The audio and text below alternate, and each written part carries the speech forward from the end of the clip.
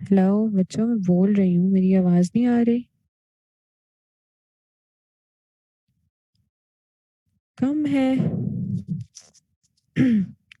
मेरा गला खराब है तो बहुत ज्यादा जोर से मैं बोल नहीं पा रही।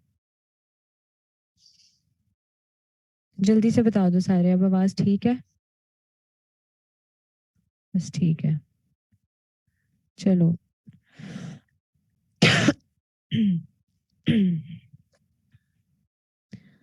अच्छा जी, जब हम मॉनिटरिंग करते हैं पेशेंट की, जो शौक के साथ आपके पास आता है, तो हमने सबसे पहले उसके वाइटल्स को देखना शुरू करना होता है, जिसमें हम कॉन्टिन्यूस हार्ट रेट को, ऑक्सीजन सेचुरेशन को, ब्लड प्रेशर को, non invasive blood pressure monitoring और अर्ली यूरिन आउटपुट को हम देख रहे होते हैं। ये होते हैं आपके मिनिमम स्टैंडर्ड ऑफ मॉनिटरिंग, जिसमें आपने एटलीस्ट वाइटल्स को देखना होता है। जो मोस्ट एग्रेसिव मॉनिटरिंग होती है ना, उसमें आप सेंट्रल वीनस प्रेशर देखते हो, invasive blood pressure, non invasive blood pressure cuff वाला होता है, बिल्कुल। ठीक है। उसके बाद आप इन्वेसिव ब्लड प्रेशर मॉनिटरिंग करते हो आर्टीरियल लाइन से। आप आर्टीरियल लाइन, किसी भी आर्टरी में एक प्रोब भेजते हो, और उस प्रोब के थ्रू जो है ना, आप ब्लड प्रेशर को असेस कर रहे होते हो। ठीक है, वो होता है नॉन इन्वेसिव, जो आप आर्टीरियल लाइन से करते हो। नॉन इन्वेसिव में आप कफ के थ्रू करते हो। ठीक है। The monitoring for effective tissue tissue perfusion, जब आपने टिश्यू परफ्यूजन देखनी होती है, तो आप मेजरमेंट करते हो लैक्टेट की बेस डेफिसिट को कैलकुलेट करते हो, और मिक्स्ड वीनस सैचुरेशन को भी देखते हो। मिनिमम मॉनिटरिंग अगेन यहाँ पे बता दिया, heart rate, SpO2, oxygen saturation, non invasive BP, early urine output, उसके बाद एग्रेसिव में CVP, invasive blood pressure, and then cardiac output. और टिश्यू परफ्यूजन के लिए आप पीएच, लैक्टेट, बेस डेफिसिट और मिक्स्ड वीनस सैचुरेशन देखते हो। Resuscitation, end points of resuscitation के, अब आपने कब तक पेशेंट को, जब हम रिससिटेट करते हैं, क्या हमारा गोल होता है? पेशेंट की पल्स नॉर्मल हो जाए, BP सही हो जाए, यूरिन आउटपुट सही हो जाए। ठीक है। तो वो कहते हैं कि अक्सर ऐसा होता है कि even with normalization of your blood pressure, या आपका जो हार्ट रेट है, या आपका जो, बच्चों कल हमने यहाँ तक छोड़ दिया था जब आप सब कह रहे थे कि हमारी बस हो गई है। ये वाला खत्म करके फिर आगे हमने ब्लड ट्रांसफ्यूजन स्टार्ट करना है। ठीक है। तो आप हार्ट रेट को, BP को, यूरिन आउटपुट को, इन सबको, 80 to 90% ऑफ ट्रॉमा पेशेंट्स जो होते हैं ना, जब ये चीजें ठीक होती हैं, तो उनकी एक तरह से इनएडिक्वेट टिश्यू परफ्यूजन स्टार्ट हो जाती है। ठीक है। जिसमें उनकी increase lactate and decrease mixed venous saturation, और उसे हम कहते हैं परसिस्टेंट ऑकल्ट हाइपोपरफ्यूजन। इस बात की समझ आइए कि यहाँ अगर आप हाइपोटेंशन को भी ठीक कर लो। ठीक है। ठीक है। अगर आप ब्लड प्रेशर को ठीक करो, अगर आप उसका पल्स को भी ठीक कर दो, 80 to 90% ऑफ ट्रॉमा पेशेंट्स को आप इस हद तक वाइटली स्टेबल भी कर दो ना, तो उनका जो टिश्यू परफ्यूजन होता है ना, जो वो अभी भी होता है इनएडिक्वेट। ठीक है। तो वजह क्या होती है? क्योंकि वहां पे लैक्टेट पड़ा होता है। ठीक है। वहां पे मिक्स्ड वीनस सैचुरेशन डिक्रीज होती है। इस वजह से हम इसे कहते हैं कि ये परसिस्टेंट ऑक्कल्ट हाइपोपरफ्यूजन होती है। ठीक हो गया। तो अब इसका जो ड्यूरेशन होता है ना, इसका बहुत सिग्निफिकेंट इफेक्ट होता है कि क्या पेशेंट कैसे रिस्पॉन्ड करता है। देखो, जल्दी जल्दी हमने वाइटली स्टेबल कर लिया, लेकिन जो एक टिश्यू और सेलुलर लेवल पे डिस्ट्रक्शन थी, उसने तो टाइम लेना है, जिसे हम ऑकल्ट हाइपोपरफ्यूजन कहते हैं। ठीक है। अगर ये ऑकल्ट हाइपोपरफ्यूजन परसिस्ट कर जाए मोर देन 12 आवर्स, तो इसकी वजह से इन्फेक्शन और मॉर्टेलिटी के चांसेस 3 टाइम ज्यादा हो जाते हैं एज कम्पेयर टू आपका वो पेशेंट जिसकी 12 घंटे से कम हाइपोपरफ्यूजन का ड्यूरेशन हो। ठीक है। तो आपने अपने पेशेंट की ऑकल्ट हाइपोपरफ्यूजन को कैसे देखना है? आपने ये भी चीज करनी है। ये भी चीज में आपने उसके इलेक्ट्रोलाइट्स को देखना है, उसके सेलुलर ऑक्सीजन लेवल को देखना है, जो आप ब्लड में सीरम ऑक्सीजन लेवल को देखना है। ठीक है। उससे आपको अंदाजा होता है कि पेशेंट का क्या स्टेटस चल रहा है। ठीक है। कहीं वो ऑकल्ट हाइपोपरफ्यूजन में तो नहीं चल रहा। तो आपने क्या करना है, एंड पॉइंट्स इन रिससिटेशन में वाइटल्स देखने हैं, यूरिन आउटपुट देखनी है, लैक्टेट लेवल्स को देखना है, बेस डेफिसिट को देखना है, कार्डियक आउटपुट को देखना है, गैस्ट्रिक टोनोमेट्री करनी है, एडिनोसिन ट्राइफॉस्फेट और एटीपी इन्हें देखना है। लैक्टेट की अगर हम बात करें तो अगर आपका सीरम लेवल जो है लैक्टेट का एलिवेटेड होता है, ज़्यादा होता है, तो इससे आपको समझ आ जाती है कि एनारोबिक मैकेनिज्म चल रहा था, ठीक है? ऑक्सीजन कम है, डिप्राइव्ड है वो सेल्स, तो इसकी वजह से क्या होता है कि and therefore an approximation of the magnitude and duration of severity of shock, आपको लैक्टेट लेवल से पता चल रहा होता है कि क्या सेवेरिटी है शॉक की, पेशेंट किस लेवल पे चल रहा है, कितनी हाइपोपरफ्यूजन चल रही है, कितना ऑक्सीजन डेफिसिट आ रहा है। बेस डेफिसिट को हम कैसे देखते हैं, हम it is the amount of bicarb in millimoles required to correct acidosis and is calculated as follows. Base deficit basically वो बाइकार्बोनेट की अमाउंट होती है जिसने एसिडोसिस को करेक्ट करना होता है, ठीक है? तो बेस डेफिसिट के लिए आप नॉर्मल बाइकार्बोनेट जो आपको एबीजीज में मिलता है उसे माइनस करते हैं, नहीं, नॉर्मल बाइकार्बोनेट जो आपकी वैल्यू है 22 to 28, ठीक है, उसमें से माइनस करते हो मेयर बाइकार्बोनेट। फॉर एग्जांपल एक पेशेंट का बाइकार्ब 14 है, बहुत थोड़ा, ठीक है, फिर उसे मल्टीप्लाई करते हो 0.2 से और फिर मल्टीप्लाई करते हो पेशेंट का जितना वेट होता है, इससे आपका बेस डेफिसिट आ जाता है। फिर बेस डेफिसिट से आप पेशेंट को उतना बाइकार्ब दे के करेक्शन करते हो एसिडोसिस की, ठीक है? तो बेस डेफिसिट जो है वो उससे हम स्ट्रैटिफाई या फिर क्लासिफाई करते हैं mild, moderate and severe categories में। माइल्ड में 3 to 5 मिलीमोल पर लीटर का डेफिसिट आ रहा होता है, मॉडरेट में 6 to 14 मिलीमोल पर लीटर का डेफिसिट आ रहा होता है, और सिवियर में आपका 15 मिलीमोल पर लीटर जो है उसका डेफिसिट आ रहा होता है। ठीक हो गया?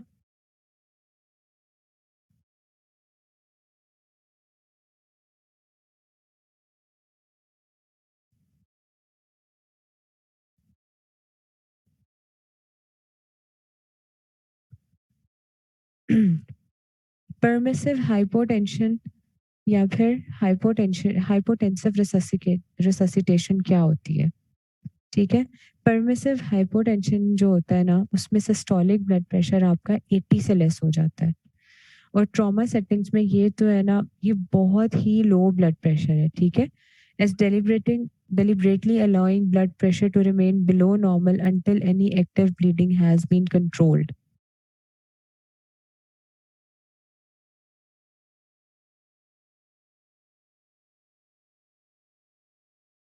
अ,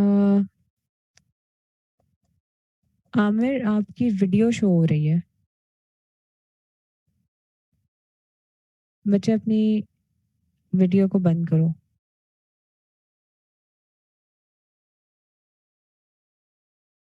और प्लीज बच्चों एक दफा देख लिया करो, किसी की वीडियो अगर चल रही होती है तो उसे खुद ही बंद कर लिया करो, या फिर मुझे करेक्ट करने का नहीं कहना कहना पड़े, ठीक है?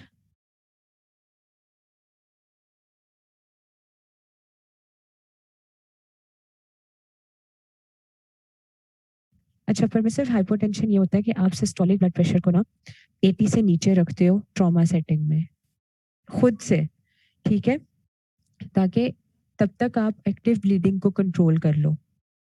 इसे हम कहते हैं परमिसिव हाइपोटेंशन, जो आप डेलिब्रेटली खुद बीपी को लो कर रहे हो जब पेशेंट एक्टिव उसमें है, ट्रॉमा या फिर एक्टिव हेमरेज फेज में, ताकि आप ब्लीडिंग को देखो, जितना ज्यादा बीपी होगा ना उतना ज्यादा ब्लड पंप होगा, उतना ज्यादा ब्लड फोर्सफुली निकलेगा, और अगर कोई आर्टरी का या कोई इस तरह डैमेज हुआ हुआ है तो वहां से ज्यादा ब्लड लॉस के चांसेस होते हैं।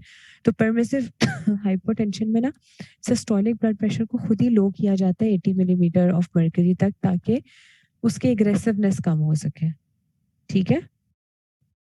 अब समझ आई?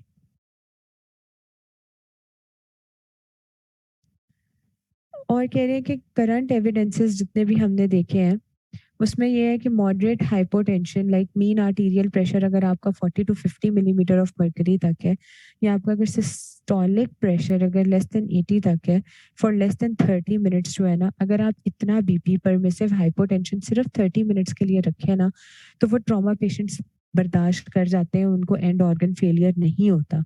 लेकिन अगर ये 30 आवर्स का 30 मिनट्स का टाइम डिले मतलब हो जाता है, 1 घंटा 2 घंटे तक चला जाता है ये परमिसिव हाइपोटेंशन वाला फेज़, तो उसमें पेशेंट फिर एंड ऑर्गन फेलियर की तरफ जाना शुरू होता है।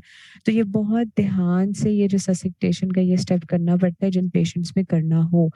लेकिन ये कॉन्ट्रा इंडिकेटेड किन पेशेंट्स में ये आप उन पेशेंट्स में नहीं कर सकते जिन्हें ब्रेन इंजरी हुई है, ठीक है? क्योंकि ब्रेन को एडिक्वेट ऑक्सीजन चाहिए ही चाहिए है। ब्रेन का तो खाना-पीना सब कुछ जो है ना, ब्रेन की एक लाइफ जो है, जो पूरी बॉडी जो है ब्रेन की वजह से चल रही है, तो ब्रेन को अपनी परफ्यूजन मैक्सिमम चाहिए। तो ब्रेन इंजरीज़ के केस में आप परमिसिव हाइपोटेंशन नहीं करा सकते, या फिर ऐसा पेशेंट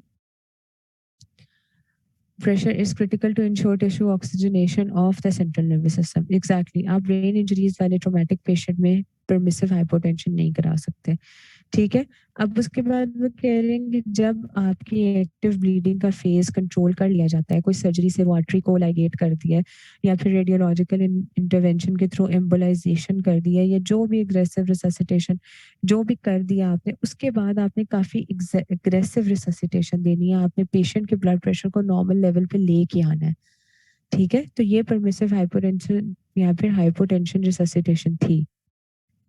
डैमेज कंट्रोल सर्जरी क्या होती है? डैमेज कंट्रोल सर्जरी आपकी वो होती है जिसमें सीरीज़ ऑफ ऑपरेशंस को हम परफॉर्म करते हैं ताकि हम to definitively repair injuries of the abdomen or other parts of the body in accordance with the patient's ability to tolerate the physiological consequences of injury and repair. ठीक है?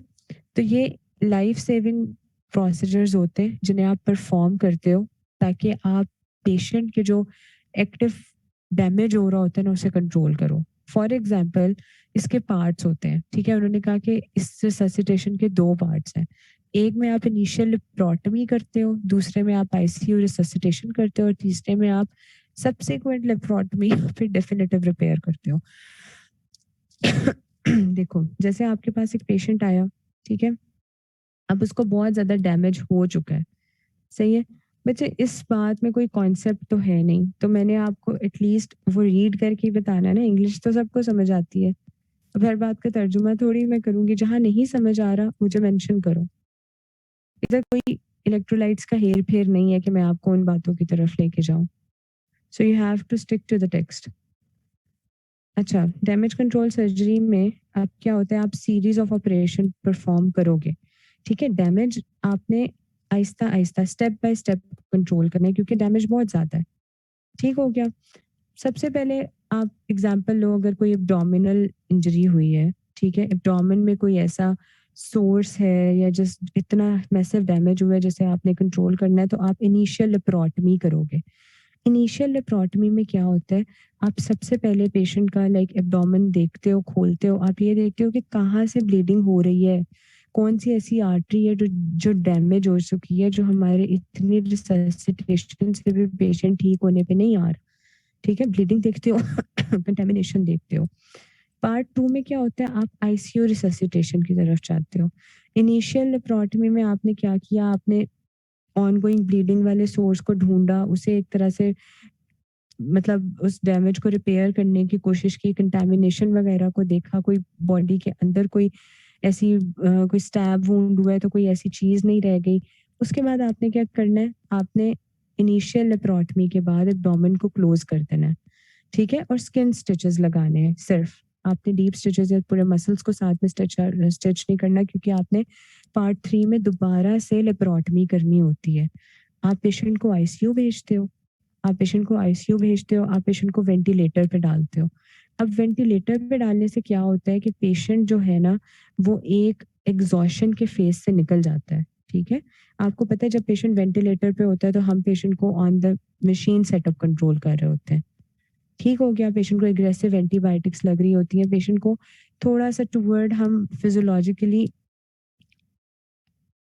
Haemostasis के करीब ला रहे होते हैं, ठीक है? पार्ट 3 में क्या होता है कि आप सब्सिक्वेंट लेप्रोटमी करते हो या डेफिनिटिव रिपेयर करते हो। आपका पेशेंट थोड़ा-सा बेहतर हुआ, एग्ज़ॉशन के फ़ेज़ से निकला, उसे बहुत मैसिव हेमरेज या डैमेज हुआ हुआ था। अब आपने पार्ट 3 में क्या करना है, जब आपका पेशेंट कंप्लीटली स्टेबलाइज़ हो जाएगा, आपने उसे वेंट से उतारना है, 20 टू 48 आवर्स में उसको वापस लाना है। देन 20 टू 48 आवर्स में जब वो थोड़ा होश में आएगा या स्टेबलाइज़ होगा तो आपने दोबारा से उसकी डेफिनिटिव रिपेयर करनी है, ठीक है? अब उसका दोबारा से लेप्रोटमी करोगे, जो इश्यूज़ होंगे उन्हें, जो बाकी वहाँ पे इश्यूज़ रह गए होंगे उन्हें रिज़ॉल्व करोगे, अच्छी तरह स्टिचेस लगाओगे एंड देन इस डैमेज कंट्रोल सर्जरी के डिफरेंट जो स्टेप्स में आपने जो गोल अचीव करना था वो आपने इस तरह स्टेप बाय स्टेप अचीव कर लिया। ठीक है? समझ आई इस बात की? अब कह रही हैं कि जो डैमेज कंट्रोल रिससिटेशन होती है, ठीक है? उसकी क्या स्ट्रैटेजीज़ होती हैं? क्या करना होता है? सबसे पहले you have anticipate and treat acute traumatic coagulopathy. आपने जो एक्यूट ट्रॉमेटिक कोगुलोपैथी है, आपने उसको ट्रीट करना है। ठीक है? रिससिटेशन में हमेशा हमने यूँ चलना होता है कि हमने सबसे पहले पेशेंट को जो ऑनगोइंग डैमेज चल रहा होता है ना, उसे उससे वापस लाना होता है। ठीक है? Permissive hypotension until haemorrhage control. आप पेशेंट की परमिसिव हाइपोटेंशन कराते हो, सिस्टोलिक ब्लड प्रेशर को 80 से नीचे तक ले आते हो, जब तक हेमरेज कंट्रोल नहीं होता तब तक। लाइक 30 मिनट्स के आवर में आपने सब कुछ करना, 30 मिनट्स के टाइम में आपने सब कुछ करना होता है। फिर limit crystalloids and colloid to avoid dilutional coagulopathy. आप बहुत ज़्यादा मैसिव क्रिस्टलॉइड्स या कोलॉइड्स नहीं लगा सकते, ताकि अगेन कल हमने जब ये पढ़ा था कि हम जब तक एक्टिव हेमरेज को कंट्रोल ना करें तब तक हम क्रिस्टलॉइड ज़्यादा नहीं लगाते। पढ़ा था ना कि उसकी वजह से और ब्लीडिंग होना शुरू हो जाती है। तो सबसे पहले हमारा गोल ये होता है कि हमने साइट ऑफ एक्टिव ब्लीड या डैमेज जहाँ पे हुआ होता है उधर से ब्लीडिंग को सबसे पहले रोकना होता है। ठीक हो गया? उसके बाद आपने डैमेज कंट्रोल सर्जरी करनी होती है to control haemorrhage and preserve the physiology, जो हमने ऊपर पढ़ी है। ठीक है, समझ आ रही है सबको?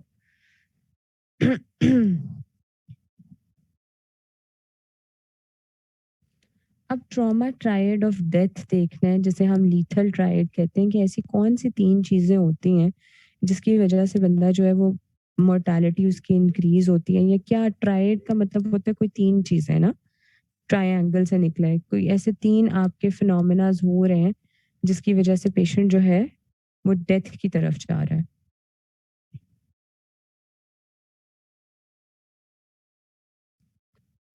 तो आपका जो कॉम्बिनेशन होता है ना हाइपोथर्मिया का, जिसमें आपका टेम्परेचर बहुत ज़्यादा लो हो रहा होता है, नॉर्मल से लो हो रहा होता है, एसिडोसिस का, और उसके साथ-साथ कोआगुलोपैथी। इससे इन 3 चीज़ों को हम कहते हैं ट्रॉमा ट्रायड ऑफ डेथ। अगर ये तीनों चीज़ें, ठीक है? लाइक आपकी जो just a minute. The bleeding occurring after trauma leads to tissue perfusion, hypoperfusion. जैसे ही ट्रॉमा हुआ, बहुत ज़्यादा हेमरेज हुआ, टिश्यू हाइपोपरफ्यूजन हुई, टिश्यू हाइपोपरफ्यूजन हुई तो हाइपोथर्मिया हो गया। हाइपोथर्मिया होने के बाद that in turn leads to anaerobic metabolism. जब प्रॉपर ऑक्सीजन नहीं पहुंच रही वहाँ पे एनारोबिक मेटाबॉलिज्म स्टार्ट हो गई, वही लैक्टेट बनना शुरू हो गया। अब ये हाइपोथर्मिया और ये एसिडोसिस ये हॉल्ट कर देती हैं, रोक देती हैं प्रोसेस ऑफ कोआगुलेशन को, ठीक है? और उसके साथ-साथ आप जो क्रिस्टलॉइड्स लगा रहे होते हो ना, ये भी डाइल्यूट करना शुरू हो जाते हैं सारे कोएगुलेशन फैक्टर्स को। अगर वो अपना काम कर रहे हैं, वो अ, रोकने की ब्लीडिंग को कोशिश कर रहे हैं, तो उस टाइम पे ये डाइल्यूट करके ये सब फैक्टर्स एक कोआगुलोपैथी करा देंगे, ठीक है? तो क्या कुछ हुआ? हाइपोथर्मिया हुआ, उसके बाद क्या हुआ? उसके बाद क्या हुआ? एसिडोसिस हो गई। एसिडोसिस के बाद क्या हुआ? कोएगुलेशन हो गई, कोएगुलोपैथी हो गई, सॉरी। ठीक है? तो ये तीनों सिचुएशंस जो हैं, ये बहुत हाई मोर्टेलिटी रेट है इनका, अगर ये इकट्ठी तीनों किसी पेशेंट में प्रेज़ेंट कर जाए। ठीक है? तो ये हम एप्रोप्रिएट रिससिटेशन से हम इसे रोक सकते हैं।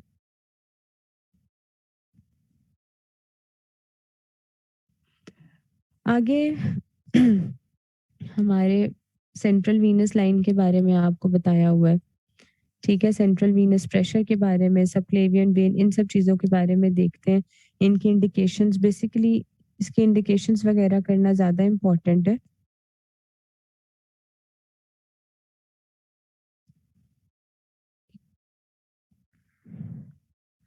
Central venous line can be inserted into subclavian or internal jugular vein or into femoral vein by Seldenger's technique.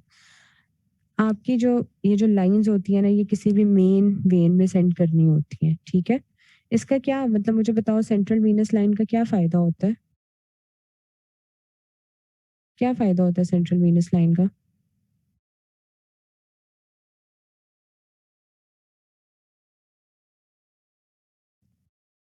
आज तक देखा है?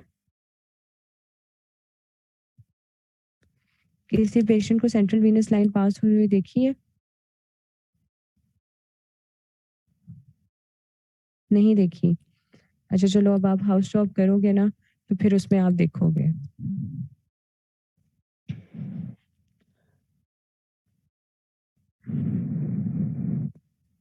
पेशेंट को ना पेशेंट को कंटीन्यूअस फ्लूइड सप्लाई के लिए हम डायरेक्ट सेंट्रल वीनस लाइन को ही चूज़ करते हैं। अगर आप पेरिफेरल वीनस लाइन्स को देखते हो ना, जैसे रेडियल पल्स देख लो या सॉरी रेडियल तो आर्टरी है। पेरिफेरल वेन्स को देखो ना तो वो बहुत मतलब सुपरफिशियल टू द स्किन, वहाँ से आप जो है पूरा वीनस एक्सेस लोगे उसमें टाइम लगेगा। कुछ पेशेंट्स में जब पेरिफेरल नहीं होती, कॉन्ट्राइंडिकेटेड होती हैं, ठीक है? हाँ, एग्ज़ैक्टली उनमें थ्रोम्बोफ्लेबाइटिस हो जाता है या कुछ कॉन्ट्राइंडिकेशन आ जाती है, उनकी पेरिफेरी की वेन्स एक्सेस नहीं हो रही होती, तो उसके बाद आपने सेंट्रल वेन्स को एक्सेस करना होता है। और सेंट्रल वेन्स में कौन-कौन सी वेन को दे ले सकते हो? सबक्लेवियन वेन को, इंटरनल जगुलर वेन को या फिर फेमोरल वेन को, ठीक है? अब सेंडेंजर्स मेथड क्या होता है कि सबसे पहले आपने पेशेंट को सुपाइन पोज़ीशन में लिटाना है, ठीक है? और उसका हेड जो है ना वो 15 डिग्रीज़ अगर आप सबक्लेवियन को और सबक्लेवियन वेन का आपको पता है कि नेक वाले रीजन में होती है और उसके हेड को 15 डिग्री डाउन कर देना है, ठीक है? इससे क्या होगा कि आपकी नेक वेन्स जो है ना, एक तो वो डिस्टेंड हो जाएँगी, आपको उसका पता चल जाएगा और उसमें एयर एयर एम्बोलिज़्म प्रिवेंट हो सकती है। मेथड्स वैसे करना ज़रूरी नहीं है लेकिन आपको पता होना चाहिए, ठीक है? उसके बाद कह रहे हैं कि अगर पेशेंट को सर्वाइकल स्पाइन इंजरी होती है ना, तो तब आप क्या कर सकते हो? Only if a cervical spine injury has been excluded can the patient heads be turned away from the venipuncture site. कि अगर सर्वाइकल स्पाइन इंजरी नहीं है ना तो अब आप फिर पेशेंट का हेड जो है ना टर्न अवे भी करा सकते हो उस साइड से। अब आपने वही क्लीन करना है स्किन को, ड्रेप करना है एरिया को, वहाँ पे लोकल एनेस्थीसिया लगाना है। आपने लार्ज कैलिबर की नीडल को उस एरिया में लेके जाना है, ठीक है? उसे 12 एमएल सिरिंज के साथ ना अटैच होनी चाहिए आपकी जो लार्ज कैलिबर नीडल होती है with 0.5 to 1 ml of saline, ठीक है? आपने एक लार्ज कैलिबर बोर नीडल जिसे लार्ज बोर नीडल कह लो, उसे पकड़ना है, 12 एमएल की होनी चाहिए। उसके अंदर आपने 1 एमएल तक नॉर्मल सेलाइन डालना है, ठीक है? और फिर 1 centimetre below the junction of middle and medial 1/3 of clavicle junction of middle and medial 1/3 of clavicle उसके आपने नीचे अल्ट्रासाउंड कैन बी यूज्ड। हाँ, आप अल्ट्रासाउंड को भी यूज़ कर सकते हो, अल्ट्रासाउंड से वेन्स को देख सकते हो, उसे ultrasound guided central venous line method कहते हैं, ठीक है? लेकिन ये आपको एनाटॉमिकली जो हमारे सर्जन्स करते हैं, जिन्हें एनाटॉमी बहुत अच्छी पता होती है, वो ब्लाइंड प्रोसेस के थ्रू कर लेते हैं। वो अल्ट्रासाउंड गाइडेड नहीं करते। ठीक है, directed toward the suprasternal notch parallel to the clavicle, slowly advance the needle while gently withdrawing the plunger of the syringe to create negative pressure in the syringe। इसका ये मतलब है कि आपने जब उस पॉइंट पे पहुंच गए क्लेविकल के जंक्शन मिडल एंड मीडियल 1/3 के जंक्शन पे पहुंचे तो उसके नीचे आपने सुप्रास्टर्नल नॉच की तरफ, ठीक है, उस तरफ पॉइंट करके और क्लेविकल के बिल्कुल पैरेलल वो नीडल होनी चाहिए। आपने स्लोली उस नीडल उसे इंसर्ट करना है और पीछे से प्लंजर को आपने ना अपनी तरफ खींचना है। आपने नेगेटिव प्रेशर उसमें जनरेट करना है ताकि ब्लड जहाँ पे भी आपको ब्लड उधर मिला ना उस पॉइंट पे, तो वही पॉइंट होता है जहाँ आपकी सबक्लेवियन वेन पड़ी होती है। When a free flow of blood appears in the syringe, जब आपकी सिरिंज में फ्री फ्लो ऑफ ब्लड आना शुरू हो जाए, काउडली काउडली का क्या मतलब होगा? हेड वाली साइड पे, नहीं, लेग्स वाली साइड पे। क्रेनियली हेड वाली साइड होती है, काउडली लेग वाली साइड पे। आपने रोटेट करना है नीडल को थोड़ा सा उस साइड पे, सिरिंज को रिमूव करना है, ठीक है। उस पॉइंट को जल्दी से अपनी फिंगर रख के ऑक्लूड करना है नीडल को, फिंगर रख के, ठीक है। आपने नीडल को वहां पे ही पड़े रहने देना है। मेरी बात समझ आ रही है? रुको जरा, ये वाला पॉइंट मैं आपको बताती हूँ।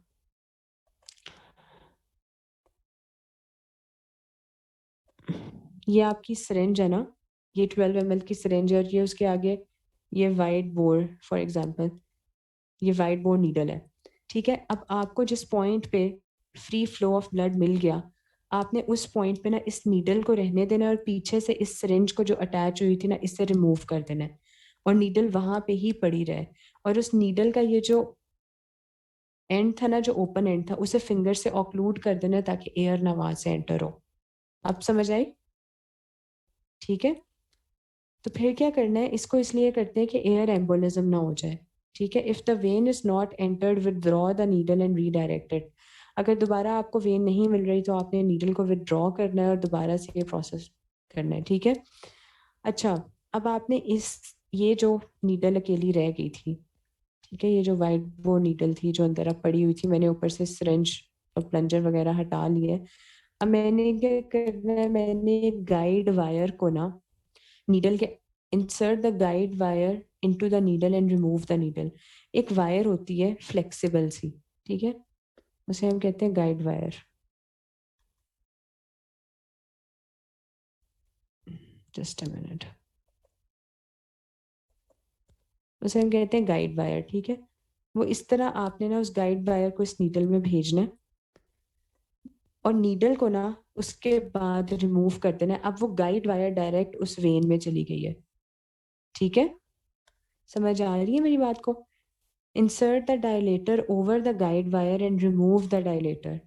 Insert the catheter over the guide wire into predetermined depth। अब गाइड वायर ने क्या करना है, गाइड वायर ने पूरा आपको रास्ता बताना है कि वेन यहाँ है, यहाँ है। उसके बाद आपने गाइड वायर में इंसर्ट करना है डायलेटर को, ठीक है।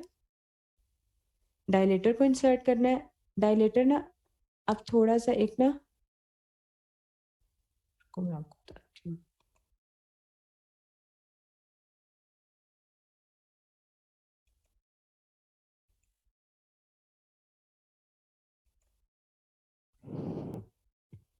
वो थोड़ा सा ना एक थिक ल्यूमेन वाला स्ट्रक्चर होता है, और उसे हम गाइड वायर में ना, न्यू गाइड वायर में इंसर्ट कर देते हैं। समझो एक प्लास्टिक रबर का ट्यूब है जिसे हम गाइड वायर के ऊपर भेज के, गाइड वायर इसके अंदर आ रही है, ठीक है। हाँ, हॉलो प्लास्टिक ट्यूब होती है। वो डायलेटर आपका आ गया, ठीक है। उसके बाद जब डायलेटर इंसर्ट करते हैं ना, तो हम गाइड वायर को रिमूव कर देते हैं, ठीक है। डायलेटर के आपके पीछे ही आपका कैथेटर लगा होता है, ठीक है। तो आपने जब कैथेटर इंसर्ट करना है ना गाइड वायर के ऊपर, आपने डायलेटर को भी रिमूव कर देना है, ठीक है। गाइड वायर को भी रिमूव कर देना है। अब आपका कैथेटर इंसर्ट हो गया। The tip of the catheter should be above the right atrium for fluid administration. और आपके जो कैथेटर की टिप है ना, वो राइट एट्रियम से ऊपर होनी चाहिए, ताकि आपका फ्लूइड जो है ना, एडमिनिस्ट्रेशन, वो डायरेक्टली एट्रियम में जा रही हो। Connect the catheter to the IV tubing. उसके बाद कैथेटर जो आपका गया उसे आप आईवी ट्यूब्स के साथ कनेक्ट कर देते हो। कैथेटर को सिक्योर करते हो स्किन से, वहां पे आप पूरा एक सूचर लगाते हो, एंटीबायोटिक ऑइंटमेंट वगैरह लगाते हो उस एरिया पे ताकि वहां पे इन्फेक्शन ना हो। चेस्ट एक्सरे कराते हो उसके बाद आप पेशेंट का। चेस्ट एक्सरे से क्या देखना चाहते हो, कंफर्म करते हो कि आपकी आईवी लाइन जो है वो ठीक गई है कि नहीं। अक्सर ये होता है कि आपकी आईवी लाइन जो है वो ठीक नहीं होती और वो न्यूमोथॉरिक्स करा देती है, ठीक है। तो ये आपका सेंट्रल वीनस लाइन था। जुगुलर वेन को भी ऐसे ही हम कैथेटर पास करते हैं जिस तरह आपने सब क्लेवियन की थी, बस एनाटमी डिफरेंट होती है। उसके लिए आपको मीडियल एंड ऑफ क्लेविकल से अबव टू हेड ऑफ स्टर्नोक्लीडोमेस्टोइड है ना, उसके दरमियान में पंक्चर करना पड़ता है। समझ आ गई है ना सबको? सबको? अब इंडिकेशंस ऑफ सीवी लाइन देखो, सेंट्रल वीनस लाइन क्यों पास करनी है? To administer the intravenous fluid therapy, ठीक है, to guide fluid therapy in hypovolaemia, hypovolaemia में फ्लूइड थेरेपी देनी है।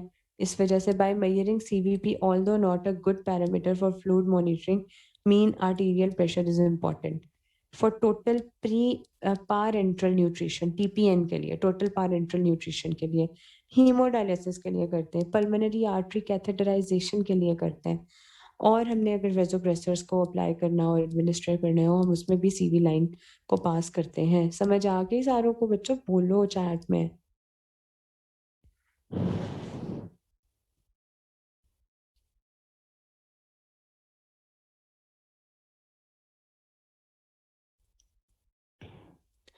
अब जो सीवीपी सेंट्रल वीनस प्रेशर होता है ना, सीवीपी क्या होता है? It is the mean Venus pressure, आपका मीन वीनस प्रेशर होता है, and that is the pressure of blood in thoracic near the heart, ठीक है, आपके हार्ट के सामने जो थोरेसिक एरिया में आपके ब्लड का प्रेशर होता है ना, उसका जो मीन वीनस प्रेशर होता है उसे आप सेंट्रल वीनस प्रेशर कहते हो, ठीक है, near the heart. CVP reflects the amount of blood returning to the heart and the ability of heart to pump the blood into arterial system. आपका CVP आपको ये बता रहा होता है कि कितना ब्लड हार्ट में आ रहा है और हार्ट कितना ब्लड पंप कर रहा है। ठीक हो गया? जो सेंट्रल वीनस प्रेशर आपका होता है ना, वो 4 to 12 सेंटीमीटर होता है ऑफ वाटर, ठीक है, 4 to 12 सेंटीमीटर ऑफ वाटर आपका नॉर्मल सेंट्रल वीनस प्रेशर होता है, और ये रेज्ड हो जाता है। अब ये देखना है कि आपने किन किन केसेस में रेज्ड होता है। ये पल्मोनरी एडीमा में रेज्ड हो जाता है, ठीक है, फ्लूइड ओवरलोड हो गया तो उसमें रेज हो जाएगा, आपको ये पता चल जाएगा कि अब फ्लूइड ओवरलोड हो गया, अगर ये रेज हुआ है कि हमारे हार्ट में ज्यादा ब्लड फ्लूइड आ रहा है और ज्यादा ही ब्लड पंप हो रहा है, इसका मतलब फ्लूइड ओवरलोड हो गया। कॉन्स्ट्रिक्टिव पेरिकार्डाइटिस में सीवीपी इंक्रीज हो जाती है, ठीक है, और डिक्रीज किन केसेस में होता है? टेंशन न्यूमोथोरिक्स और हार्ट फेलियर में भी इंक्रीज हो जाता है। डिक्रीज किस केस में होता है? जब हाइपोवोलीमिया होता है, जब पेशेंट शॉक की कंडीशन में होता है, ठीक है, या फिर पेशेंट को सेप्टिक शॉक होता है।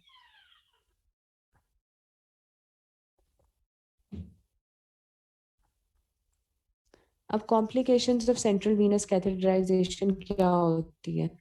कॉम्प्लिकेशन में एक तो प्लूरल कॉम्प्लिकेशन आ जाती है कि आप सेंट्रल वीनस कैथेटराइजेशन कर रहे हो, आप प्लूरा वाले एरिया पे कोई डैमेज कर सकते हो, न्यूमोथोरिक्स हो जाता है इसके वजह से, वीनस कॉम्प्लिकेशन हो जाती है, एयर एम्बोलिज्म हो जाती है, ठीक है, थ्रोम्बोसिस हो जाता है। थ्रोम्बोसिस मोस्ट कॉमन होता है अगर आप फेमरल रूट के थ्रू फेमरल वेन को करो, ठीक है। आर्टीरियल कॉम्प्लिकेशन क्या होती है? इनएडवर्टेंट कैनुलेशन, लोकल हीमाटोमा और हीमोथोरिक्स। इनएडवर्टेंट कैनुलेशन क्या होती है? हम्म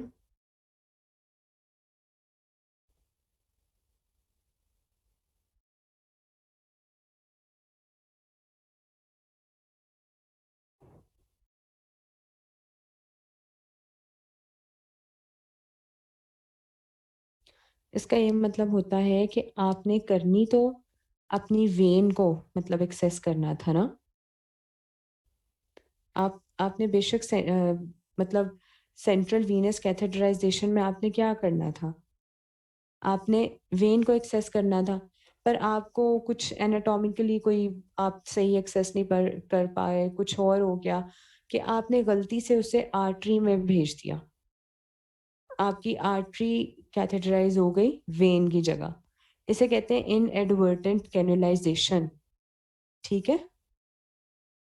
लोकल हीमाटोमा, वहां पे हीमाटोमा बन जाएगा, हीमोथोरिक्स भी हो सकता है। इतना फिर वहां पे आर्टरी पंक्चर हो जाती है तो क्या बनता है फिर? बहुत बुरा हाल बनता है ना। लिम्फेटिक कॉम्प्लिकेशंस में क्या होता है? थोरेसिक डक्ट इंजरी हो सकती है जिससे काइलोथोरिक्स हो जाता है। कार्डियक कॉम्प्लिकेशन में आपका राइट एट्रियल परफोरेशन हो सकती है, क्योंकि हमने एट्रियम से ऊपर ऊपर तक इस कैथेटर को रखना होता है, ठीक है, और अगर राइट एट्रियल परफोरेशन हो जाए तो भाई कार्डियक टेम्पोनेड हो जाता है। एरिथमियाज में ईसीजी मॉनिटरिंग करनी है आपने। ईसीजी मॉनिटरिंग बहुत मैंडेटरी है ड्यूरिंग कैनुलाइजेशन, ठीक है, और लोकलाइज्ड और जनरलाइज्ड सेप्सिस भी हो जाती है इंसर्जन की वजह से। ओके।